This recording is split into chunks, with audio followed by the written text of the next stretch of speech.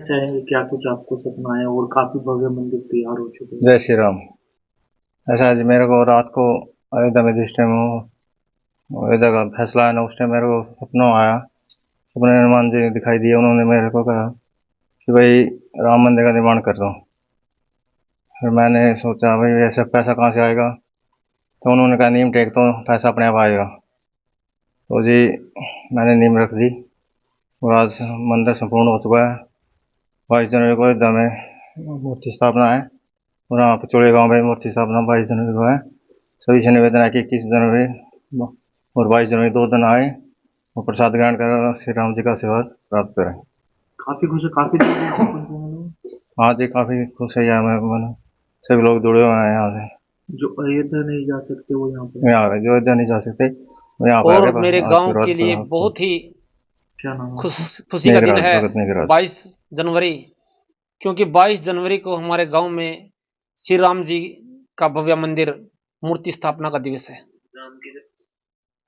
और यह मंदिर पहले हनुमान जी का मंदिर यहाँ छोटा सा ये मंदिर था और यहीं पर भगत जी अपना दिन रात यहीं रहते थे। तो जब ये अयोध्या मंदिर का कोर्ट में केस जीता, तभी हनुमान जी ने भगत मेघराज जी को आदेश दिया सुपन में आकर भी यहाँ भी एक राम मंदिर का निर्माण किया जाए।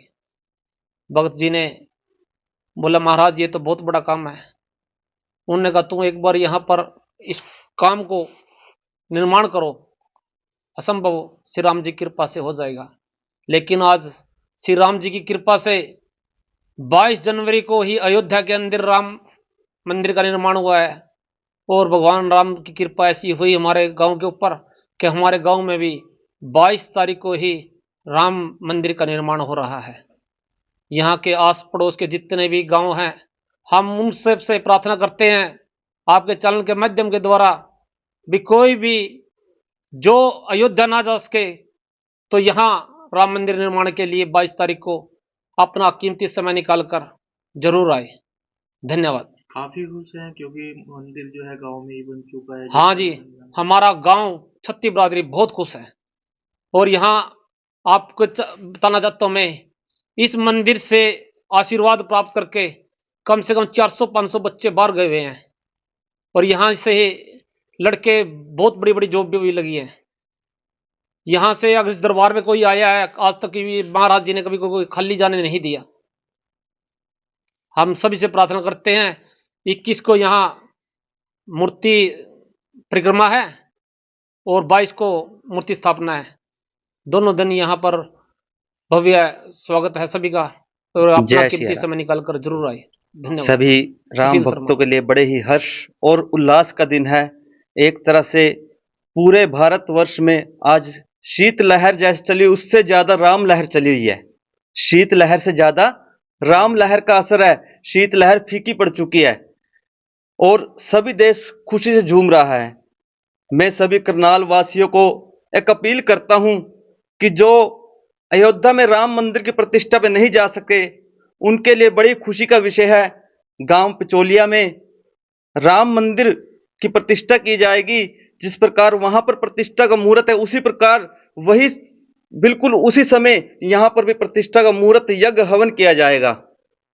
यहां पर भगत मेघराज जी पिछले कई वर्षों से हनुमान जी की सेवा कर रहे हैं। यहां पर हनुमान जी का मंदिर है, हनुमान जी की सेवा कर रहे हैं। इन्हीं के आशीर्वाद से जो मंदिर का निर्माण हो सका, क्योंकि भगत जी को जब राम मंदिर का फैसला आया था तो इन्होंने भी जो सपने में बाबा ने दर्शन दिए और कहा कि यहां पर भी एक राम मंदिर की प्रतिष्ठा की जाए, तो उन्होंने ऐसा विचार लोगों के सामने रखा।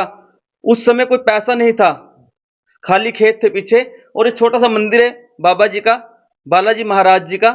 तो छोटा सा मंदिर है, तो उस समय कोई ऐसे पैसे की व्यवस्था नहीं थी। लेकिन जैसे ही नींव रखी तो पता नहीं कहां से पैसे आने शुरू हुए। जिस प्रकार अयोध्या में दान की कमी नहीं, यहां पर भी दान की कमी नहीं और सिर्फ 8-9 महीने में भव्य मंदिर बनकर तैयार है पीछे।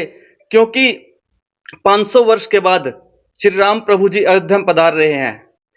लेकिन जहां पर बालाजी का मंदिर होगा, भगवान बालाजी हनुमान जी का स्थान होगा, वहां पर राम जी की मूर्ति अति आवश्यक है। क्योंकि भगवान जहां पर बालाजी का निवास है, क्योंकि हनुमान जी स्वयं श्री राम जी के बहुत बड़े भक्त थे। हनुमान जी की महिमा अपरंपार है। अतुलित बलधामम हेम शैलावदेहम धनुजवन कृशानम ज्ञानी नाम अग्रगण्यम सकल गुण निधानम वानरा नाम देशम रघुपति प्रिय भक्तम वात जातम नमामि। अतुलित बल है उनके अंदर, बहुत सारे गुण हैं और अपनी भुजाओं से पर्वत को उठा लेते हैं। सभी गुणों के वो खान हैं, लेकिन वो कभी ये नहीं कहते मेरे अंदर सब कुछ है। वो क्या एक ही परिचय देते हैं। जब माता सीता से हनुमान जी का मिलन होता है अशोक वाटिका के अंदर, तो माता पूछती है, उसमें छोटा सा रूप था कि आप कौन हो। हनुमान जी वहां राम जी की महिमा गाते हैं, तो वो ये नहीं कहते कि मैं केसरी का लाल हूं या मैं वानरों का राजा हूं, मेरे अंदर बहुत सारा बल है। वो ये नहीं गिनाते कि मैंने 100 कोस को इस समुद्र को लांग दिया। वो एक ही बात कहते हैं, राम दूत में मातु जानकी।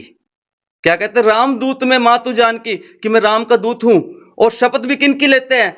अपने पिता की नहीं लेते। देखो हनुमान जी कौन थे? पवन के औरस पुत्र थे, केसरी के नंदन थे, केसरी के पुत्र थे, और केसरी जो है वानरों के राजा थे। लेकिन वो क्या कहते हैं? राम दूत में मातु जानकी सत्य शपथ करुणा निधान की, कि हे मां मैं राम का दूत हूं। और शपथ भी किन की लेते हैं? राम जी की शपथ लेते हैं। तो यहां पर भी भगत जी ने बहुत अच्छा विचार किया कि जहां पर बालाजी का स्थान है वहां पर श्री राम जी का भी प्राण प्रतिष्ठा की जाए, राम जी का मंदिर बनाया जाए, ताकि जहां पर हनुमान जी का वास है, हनुमान जी हमेशा राम जी की भक्ति में लीन रहते हैं और वहां पर राम जी का मंदिर अति आवश्यक है। इसलिए यहां पर राम मंदिर की प्रतिष्ठा की जा रही है। उसी मुहूर्त में यहां पर राम की प्राण प्रतिष्ठा की जाएगी और 21 तारीख को राम जी की परिक्रमा की जाएगी गांव पिचौलिया के अंदर। जो भी भक्त आना चाहता है वो आए और राम जी की परिक्रमा में आकर पुण्य के भागी बने। बोले जय श्री राम। जय श्री राम। मैं जुमला से कन्हैया लाल शास्त्री यहाँ पर पिछले 3 सालों से